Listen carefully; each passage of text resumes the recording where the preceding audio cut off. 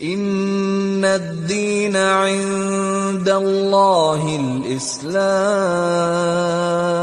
اللہ کے رسول صلی اللہ علیہ وسلم کے حالت صحت کے ایام کو آپ چھوڑیے، آپ کی زندگی کا وہ اہم مرحلہ جن کو مرض الموت کا مرحلہ کہتے ہیں، آپ صلی اللہ علیہ وسلم کا جسم مبارک خوب بخار سے تپ رہا تھا، طبیعت بوجھل ہو چکی تھی اور سر میں شدید درد ہو رہا تھا۔ عشاء کا وقت، عشاء کی نماز کا وقت آ گیا۔ اللہ کے رسول صلی اللہ علیہ وسلم نے پوچھا اصلی الناس، کیا لوگوں نے نماز پڑھی ہے؟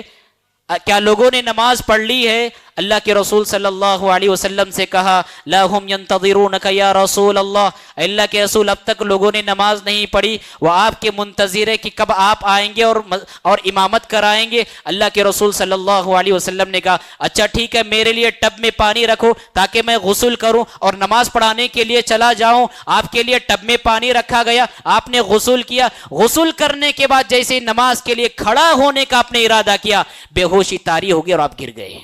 بے ہوشی طاری ہو گئی آپ پر۔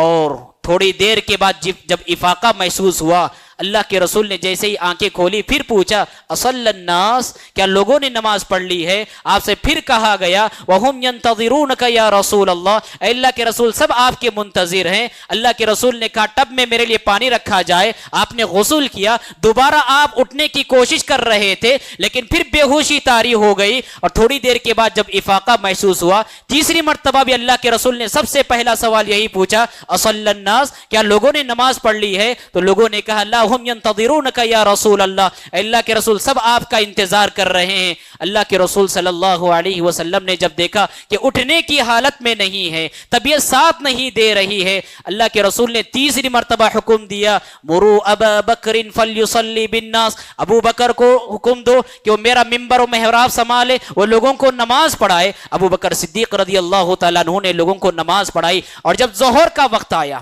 دوسرے دن جب ظہر کا وقت آیا، دو صحابیوں کا سہارا لیتے ہوئے، ایک حضرت عباس رضی اللہ تعالیٰ عنہ اور دوسرے حضرت علی بن ابی طالب رضی اللہ تعالیٰ عنہ، دونوں صحابیوں کا سہارا لیتے ہوئے اللہ کے رسول صلی اللہ علیہ وسلم مسجد تشریف لے گئے، اور ابو بکر صدیق رضی اللہ تعالیٰ عنہ کو دیکھا کہ ظہر کی نماز پڑھا رہے ہیں اور ان کے بائیں جانب اس انداز میں بیٹھے گویا کہ آپ ابو بکر کی امامت کر رہے ہیں اور ابو بکر لوگوں کی امامت کر رہے ہیں، اور آپ صلی اللہ علیہ وسلم نے یہاں پر نماز ادا فرمائی۔ آپ اندازہ لگائیں، تین مرتبہ کی جستجو اور کوشش، وہ بھی نماز ادا کرنے کے لیے،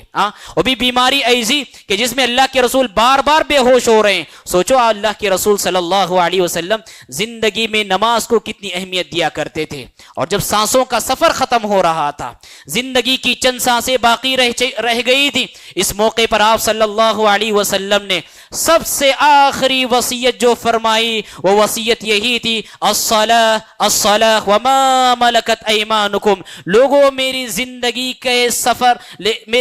کا سفر کا خاتمہ ہو رہا ہے، میرے دنیا سے جانے کے بعد نمازوں کو ضائع نہ کرنا، اور اپنے ماتحتوں کا خاص خیال رکھنا، چاہے وہ تمہارے خادم ہو، وہ لونڈی ہو، وہ غلام ہو، تمہاری اولاد ہو،